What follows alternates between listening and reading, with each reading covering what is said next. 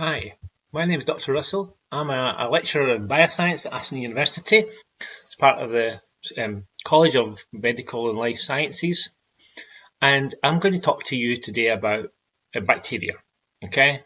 Call it fantastic bugs and how to stop them. Okay? So normally you would come to UNIFEST and spend an hour with me and we'd talk about foodborne infections and how bacteria are important in food production. But today we're going to talk a little bit about basic microbiology. It's fundamental to a lot of biological subjects. So hopefully after this little session, you understand what bacteria actually are, be able to identify different types of bacteria, and also the importance of hand washing. I know we know about hand washing through COVID and viruses, but it's really important in keeping our bacterial contamination load down to prevent things like food poisoning, okay, or hospital-borne infections. Bacteria have been around for a very long time, okay? If you go back in history, past the dinosaurs, way back down, you start to see in the fossil record, about 2 billion years ago, you start to see the earliest bacteria, okay? Single-cell organisms, okay? They're prokaryotic. We're eukaryotic, okay? So we've got quite a fluid cell membrane, okay? They've got a much more structured membrane. It's often encapsulated. And you'll see a few examples of those as we go through the talk. Okay, so they are very early on and they're all around us. Okay, so they've been with us forever, but you find them on your skin. There's actually more bacteria on your skin than there are cells in your body. Okay, they're in your gut. Okay, they're in thermal vents at the bottom of the ocean. They're in soil. They're everywhere. Okay, and they're very specialised and they're very good at what they do. So what about here's some examples, some silly cartoons, just to give you a flavour. Okay. So things like rods would be things like E. coli. So the structure is really important in identifying bacteria. So we can just by seeing if it's a rod, see if it's gram negative, gram positive, you can pretty much identify a bacteria really quite quickly. Okay, this is Staphylococcus, for example. There's a cocci, grape-like structure. Okay, so you get things like that. So there are a number of these different shapes, and it really helps us identify the bacteria. Microbiology as a topic, as an actual biological subject, okay, has been around for a couple of hundred years, but its origins go back further. And you get people like Anton van Leeuwenhoek back in the 1600s. Now, he is a silk merchant. His father was a silk merchant. His father's eyesight was failing, and part of the job was to identify the fibres in the silk, good fibres and, good quality silk. So he developed a number of lenses that his father could use, essentially a magnifying glass. And his father was able to help carry on in his work. But Anton also had an interest in science. And so he took pond water and he took scrapings from his teeth and he looked, using his lenses, what he could find. And this is the sort of thing he found in his paper that he produced, okay? So as every scientist knows, you need to record your data. And this is what he did. He sort of recorded these shapes. And he called them animalcules. And so you get things like here, and that's Staphylococcus. Okay, it's the grape-like structure. It is Staphylococcus. This one's rod-like. That's probably E. coli. This one moved. Okay, so it's going to be one of the ones with a flange on it that be able to move through a liquid. Okay, so a little tail essentially. And you'll see a picture of it. Well, so he identified a number of different bacteria, what we would call bacteria now. Then you start to get into more of a science being an actual thing, a professional thing. Okay, so you get into the golden age of microbiology, as we would call it, where you get Louis Pasteur, and you might well have heard of pasteurization of milk. Okay, we use pasteurized milk, don't we? Yeah. And so he did a lot of experiments early on in the 1800s around microbiology. And we'll go into him in a little minute about his spontaneous generation and his involvement in that controversy. And then you have people like Robert Koch, okay? And he really takes microbiology on to the next level. in scientific work, growing bacteria, identifying bacteria. Okay. This is a 5 franc note. This shows you Louis Pasteur. Okay. So this is him. This boy here is his lab assistant after he got cured. He'd been bitten by rabies as a boy. Louis Pasteur cured him, and he was so impressed he did actually become Louis Pasteur's lab assistant. There's some of the kit. So again, there's a microscope. It's a very early microscope. So there's the sun comes through and shines on the slide. You can sort of see what's going on. This is a swan flask. Okay, so this is involved in this spontaneous life controversy. Okay, the idea was some people believed that life could just happen. So rocks could become animals, for example. So he used this technique. He put some bacteria in and he was able to grow bacteria. It was a sterile environment, nothing grew in it until he added life to it, and then it was able to reproduce. Okay, so it was a really fundamental part in biology at that time. Then you get people like Robert Koch, and so he takes on Louis Pasteur's ideas and he transforms them into modern microbiology. So identification of bacteria, using agar to grow up bacteria. Okay. And this is a typical bacteria cell. Okay. So it's a bit different. As I said earlier, it's a prokaryotic cell, so it's got this much more structured cell wall than we have. Often it's encapsulated. Okay, it's got these villi to help it along. Okay, but this is encapsulated. It also might have this flange. Okay, this is flangium, and this is going to help it move through a media. Its DNA is very different. Okay, so this is the nucleoid. So we've got a nucleus in our cells with tightly controlled chromosomes. Yeah, and that's where our DNA is, and that's where you get DNA makes the genes, and the genes make the proteins. Blah blah blah. Okay. In a bacteria cell wall, in a bacteria, it's much more like knotted, tangled things. Okay, and you also might find plasmid DNA, and that's viral DNA, and that's able to incorporate quite easily into the bacterial DNA, and it helps them use things like resistance to antibiotics. They're very small. Okay, so small. Okay, that they can't use your naked eye to see them until you grow colonies. So we used to use a microscope. Here's E. coli, for example. It's about 2 micrometers long. And coccus, so something like Staphylococcus, it's going to be about a micrometer long. So a micrometer is a millionth of a meter, yeah? So it really is quite small. Here's a little experiment to think about. Okay, so if we had a bacteria on our hand and we grew it to this size, okay, our hand also grew at the same rate. Yeah. So how big would our hand actually become? Yeah.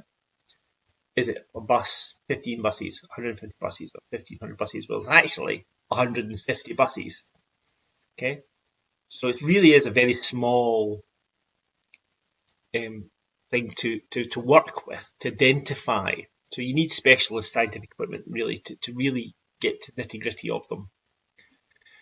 Here's using an electron microscope. We've got a needle, so just a sewing needle, and we've taken some bacteria, in this case E. coli, and we've mixed it in. So then took the needle, put it in the pot, so you've got some bacteria on the needle. Now we come in the magnification, and you can see there's something there. Okay, so if we come in even further, yeah, you can start to see them on top, in the tip of the needle. And if we come in even more, you can see these rod-like E. coli structures. Okay, so it just shows you how small they actually are. The specialist kit's very expensive in the electron microscope to actually get down to the nitty-gritty and see them. They also grow very fast. Some will grow faster than others, but things like E. coli will divide every 20 minutes. This is Streptococcus pneumonia. Okay, if we press the little play button, you can see that it's growing very fast, and in 12 hours you're going to have billions of bacteria. And this is why we need to wash our hands. This is why we need to wash the kitchen cutlery and the chopping boards and things, yeah? So bacteria will grow really quite fast, and particularly in warm environments. So hospitals are ideal growing conditions for bacteria. A fridge that isn't set to the right temperature is ideal growing temperature, for bacteria. And when these bacteria grow out of control, that's when they can cause problems. Okay, a lot of bacteria are okay; they don't really bother us, but it's these ones that generally contact bacteria that are going to cause issues, particularly if you've got a wound, or you're immunocompromised, or you're old, or you're very young. Okay, where maybe your immune system can't quite fight off infections. So we're going to sort of look at some bacteria, and this is Salmonella. Do you think it's good or bad? Well, it's bad, isn't it? We know Salmonella. Yeah, you'll have heard of Salmonella. It causes foodborne infections. You get flare-ups every so often, where you get something contaminated, and it will cause, in a local community, a group of people to have food poisoning. And a lot of food poisoning isn't actually reported. You just feel a bit rubbish. The next day you might be throwing up, you might have a bit of diarrhea, but a couple of days bed rest, you're back to normal, okay? It's when it's the elderly, and it's when it's very young, or the immunocompromised, the cancer patient on chemotherapy. When they get it, it can cause lots of problems. Lactobacillus, is that a good one or a bad one? Well, it's actually a good bacteria. We use this a lot. If you've ever used your Yakult, your healthy bacteria, the little advert, it also helps make things like yogurt. Okay, so it's useful. It has its purposes in manufacturing. So that's a good one. Campylobacteria, that's a bad one. That's not very nice at all. You get that on things like, if they spray the fields with manure, for example, okay, to help grow them, and people haven't washed their carrots properly, you're going to get Campylobacteria, and it's really not very nice. Okay, it's going to cause sickness, it can cause death. Staphylococcus, okay, Staphylococcus you might well have heard of. Now, is it a good bad one or a bad one? Okay, well, it's actually good, but it can be bad. Okay, so it's on our skin, it's quite often on our skin, but you might have heard of MRSA. That's a bad one, okay, so that's gets in, it can cause infections, particularly in hospitals, and it's very hard to treat because it's resistant to antibiotics, okay. Penicillium, right, so that's what do you think that is? It's going to be a good one, isn't it? Yeah, so maybe heard of penicillin, may well have had penicillin, and that's your original antibiotic. Okay, so penicillin produces this molecule that originally was made into penicillin. Okay, but of course bacteria became resistant to that really early on, and of course it was discovered by somebody that was Scottish. You might have guessed that, Scottish.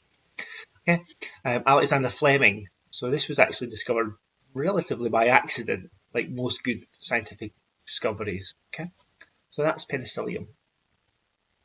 But we have subcategories of bacteria. A lot of it's to do with shape. It's also to do with the structure and things that are on the cell membrane, for example, can affect the classification. But we've got circular ones, these diplo ones, or strepto, which is these chains. Okay, you might have the bacilli, which is rod-shaped. Okay, so and here's microbacterium, that's actually tuberculosis. That'll kill more people this year than COVID will. Spirals, so something like malaria. Yeah, you might come across malaria. My guys that are going to go into hospitals as biomedical scientists are going to see this in blood samples. You get the blood sample, you'll actually see these almost like worm-like structures, and that's malaria. And H. pylori, that's one that causes stomach ulcers. Okay. So, and then we get into hand washing.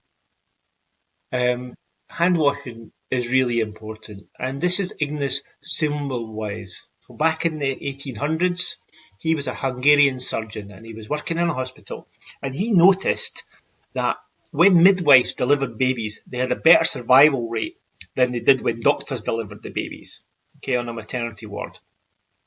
And he looked why this was the case, and he noticed that the midwives washed their hands before they deliver the babies. You'll all seen that in the movies or in EastEnders. Get me the hot water, get me the towels, okay? So you're keeping things clean. You'll see them, when they're getting the bullet wound in the movie, aren't they? They get the alcohol and they slum it on their hands and they slum it on the wound and things, okay? That's to kill the bacteria. So he noticed that the wind mice were doing this. The surgeons weren't. The doctors were coming from autopsies, they were coming from surgery, and they were going straight into deliver babies, and they had blood on them and such, okay, and they were causing infections. So he's the first one to really show this hand washing is important. And it's important to us now, okay, with community infections, with COVID, with this virus that's going around causing lockdown, And we know now that really the importance of washing hands. So we're going to do an experiment, okay, so this is what you need to do to wash your hands properly. You've seen this everywhere. Okay, palm to palm, the backs of the hands, okay, in the bits and pieces, in the fingernails. Everybody forgets the fingernails, okay, to wash your hands properly. Soap, yeah, warm water, yeah, that's what you need to be using. So we're going to do a little experiment. We're going to take some bread, okay, so I want you to find some bread, okay, it can be stale bread, it's okay, just whatever you've got, and some sandwich bags. And we're going to have a little experiment, okay? So this one here, that's our control. Every experiment should have a control. So you take some fresh, untouched bread, try and maybe use marigold, stick it in the bag, seal it, label it, and that's your control. Then do your dirty hands, okay? Get a bit of bread, touch it really well, it's got a few minutes, stick it in a bag, again, label it. Then go and wash your hands and do the same. So again, soapy water, warm water, yeah, give yourself a good hand wash, handle the bread, again, into the bag. Maybe get somebody in your family to do a different one, a different thing, yeah. So hand sanitizer, a lot of people have got it now. I know it ran out in the shops, but people have got it now. And try the hand sanitizer and do the same thing. See how effective it is. It's not always 100% effective, okay. And then this is like one for fun, really. Environmental bacteria, okay. So this was done in a Chromebook. But you could maybe use your parents' car, the steering wheel, with a gear stick, something like that. Just get it and give it a bit of a rub. Maybe a handle, okay? Just try and have a little think. Be experimental, okay? Put them in a bag, and then you need to leave them somewhere warm for a couple of weeks, okay? So about 2 weeks should do. But maybe go back every day. That's what you would do as a scientist in the lab. You would go back and look at your agar plate every day and record what you're seeing. And after a few days, you might see something. And certainly after 2 weeks, you're going to see something. Okay, so control, nothing happened. Just a bit of stale bread. Listen to a couple of weeks. Oop. Here's the soapy water one, and we're getting nothing on it. Dirty hands, we're getting something. Okay, these are molds. Okay, this was bacteria. It's probably something like Staphylococcus. Okay, so you've got bacteria on your hands anyway. It'd be something like that. Okay, but you might see different colours. Okay, hand wash, the sanitizer hasn't really worked. It's got some, but there is a bit of bacteria, maybe not 100% effective as we would think. The Chromebook, disgusting. Yeah, lots of hands. It's out and about. It's in the environment. It's on the train. It's going to pick up things on there. Okay, so that's why we need to wash our hands after we've been on the computer when we've been working, before we make the dinner or we go and eat. Okay, so be experimental, have a look around your house, try this out, and what I want you to do is take some photos on your phone and email them to me. See what you think. I'd like to know a little bit about you and what you've found, and it'd be nice to be in touch with you. So I am the Foundation Biology Lead for our Foundation in Science course for those that may be doing BTEC. But I am also teach a lot on the biomedical science course and on the biological science courses and the biochemistry course at Aston University. So if you want to ask me some questions about the biology course, please feel free to drop me a line. But I really love to see your photos. Look forward to seeing you. Thank you for listening. Be safe. Hopefully back to school soon, and hopefully I'll catch up with you live at some point.